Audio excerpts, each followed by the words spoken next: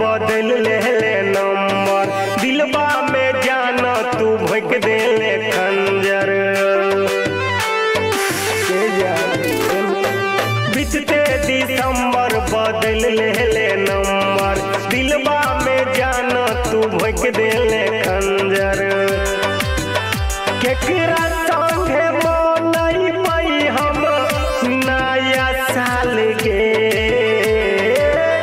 केकरा संगे मनई पई हम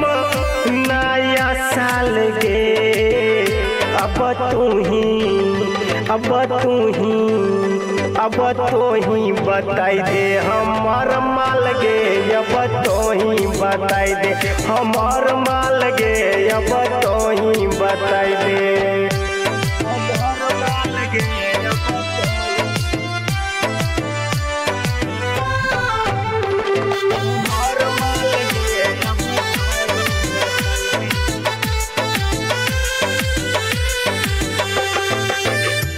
कॉलेज में केने रही तू ही बारा पहुँच गे तब किए दो दिल ही गमक हमरा बोझ गे सोना सुना कॉलेज में केने रही तू ही बारा पहुँच गे तब किए दो दिल ही गमक हमरा बोझ गे चुमबई केकरा बगीचा में जन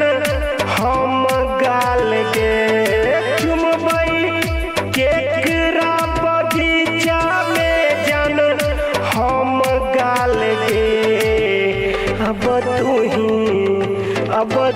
अब तू ही बताई दे हमार माल गे अब तो ही बताई दे हमार माल गे अब तो ही बताई दे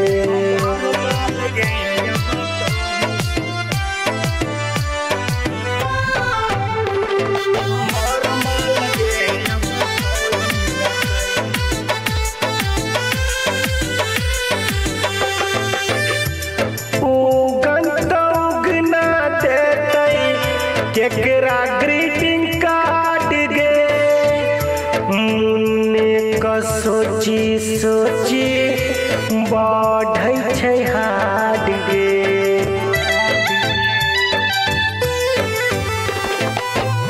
जगदेव कन्हैया देतै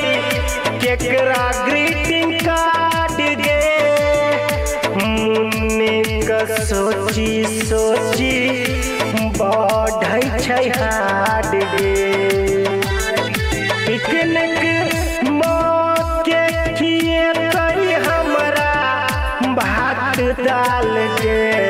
पिकनिक मौके खिएतै हमरा